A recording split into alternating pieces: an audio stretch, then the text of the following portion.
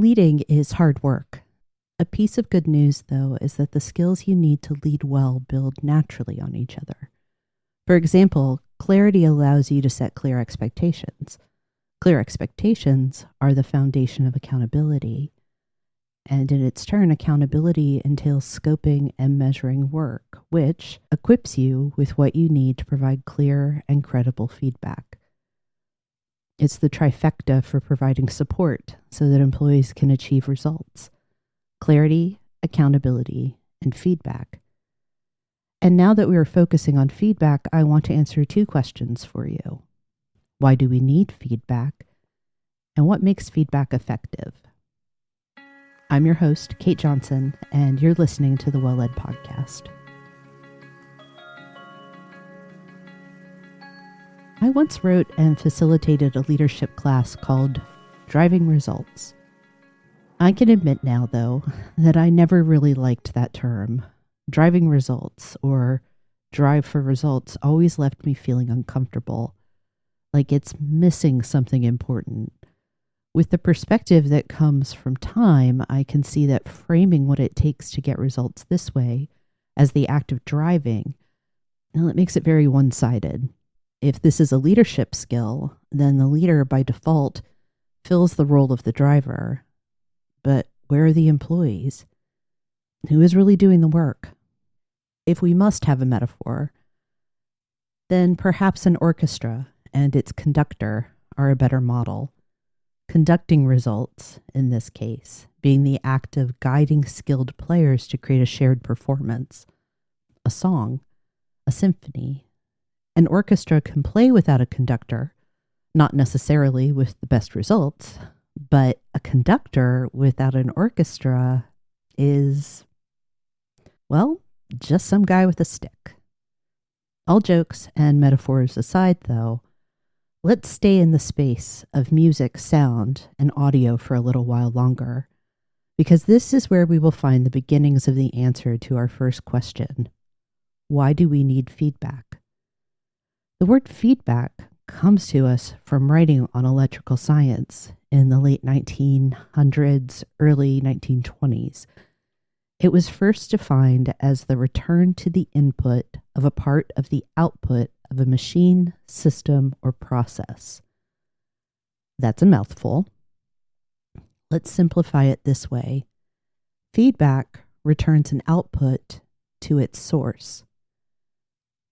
I find it interesting to note that the Audio Music Association arose in the 1930s, and the more modern use of helpful information or criticism didn't appear until the 40s or 50s. But what does it mean to return an output to its source, to do feedback? Well, we can map it out and name each part like this. The source is the performer or employee. The output is their performance outcome, whether it's a behavior or work product. Finally, returning is not necessarily a literal act, handing back whatever the employee did to them. Instead, it's a recounting of what was done and what impact it created.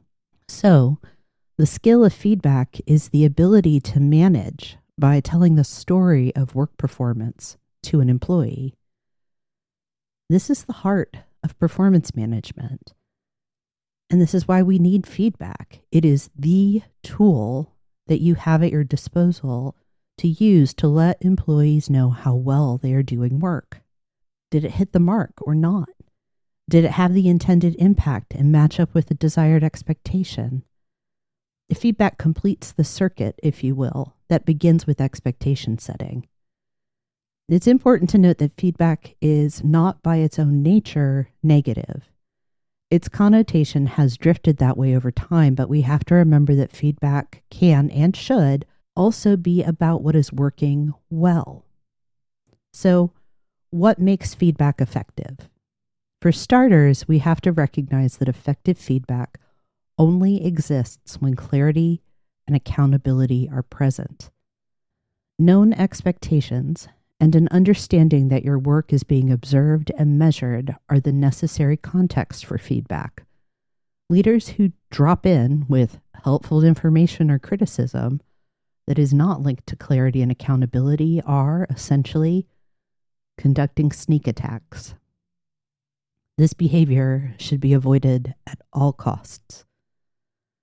But when clear expectations are employed to create accountability, feedback is not only appropriate, it is a requisite of leading well, and it relies on its own small set or packet of skills: preparing, delivering, and following up.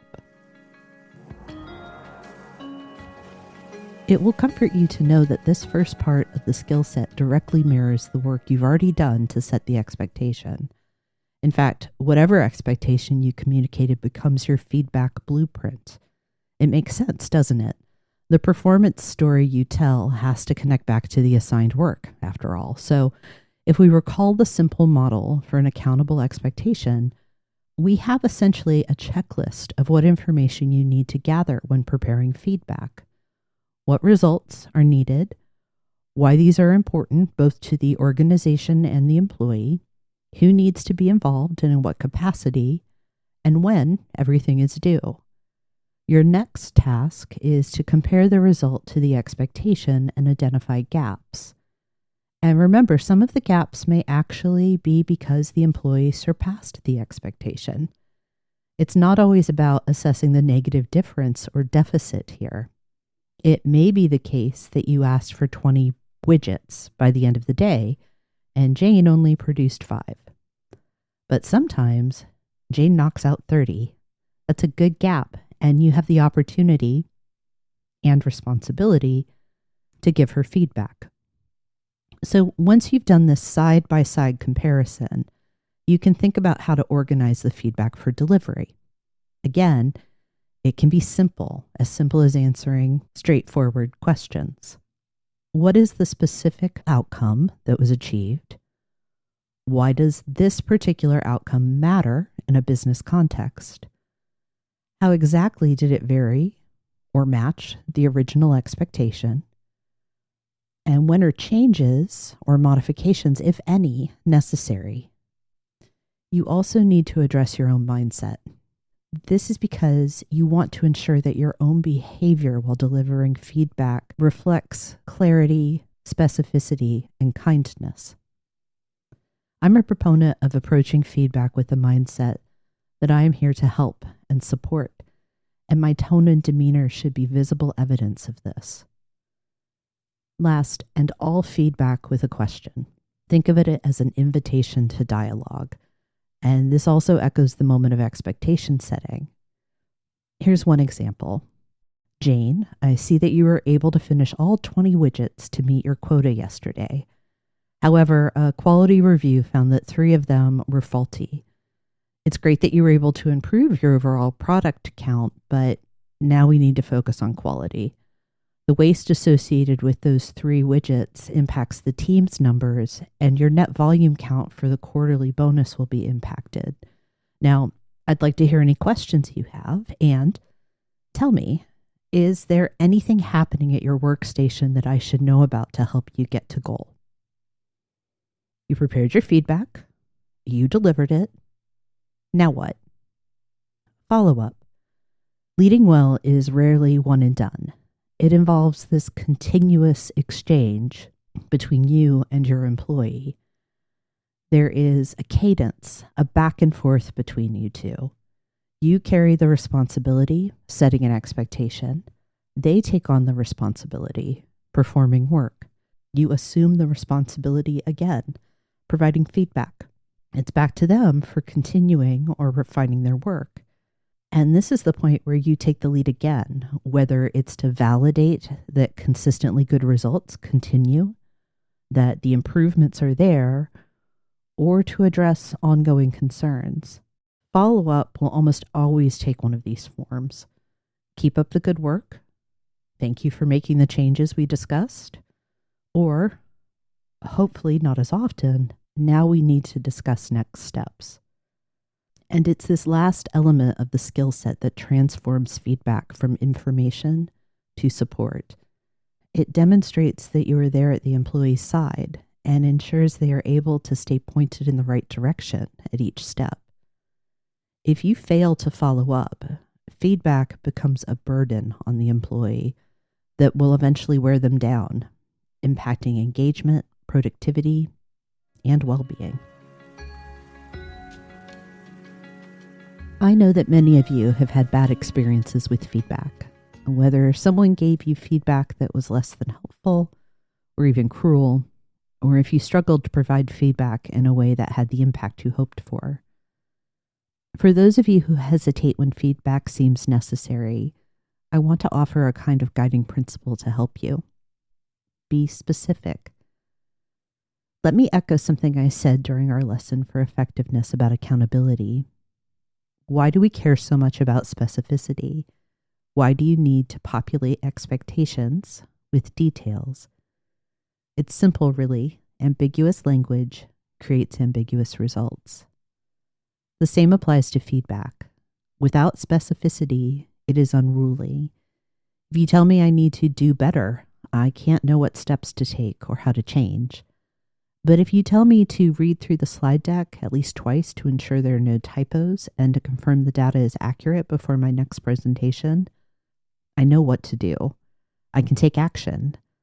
I'm equipped and supported. Specificity here applies to all aspects of feedback. It means clarity when talking about results and when describing why the results matter. It means providing details about the difference between what was expected and what was produced. It means clear, reasonable timelines. And it means being clear with yourself about the purpose of providing feedback and how you interact with the person on the other side of the conversation. I'm happy to share that this month's guest for our deeper conversation about feedback is Kim Rohr. Kim joined me in the comfy chairs in 2024 for a conversation about culture and storytelling. And over the last year, we've been collaborating on a project focused specifically on feedback. We're nearly ready to release It's Giving Feedback, the ultimate guide to supporting performance with confidence, kindness, and precision. We'll have more to share in 2 weeks and lots to say on the topic of feedback, so be sure to listen in. Until then, I'll be back next week with an episode featuring other voices sharing thoughts on feedback. And later this season, we'll explore the role and importance of authenticity in leadership. If you want updates on episodes, resources, and upcoming offerings from 123 Limited, you can join the newsletter at any time. Latest Companion Toolkit is now available. Check the show notes for a link to request your copy. And when you subscribe, you'll receive new tools automatically as they're released.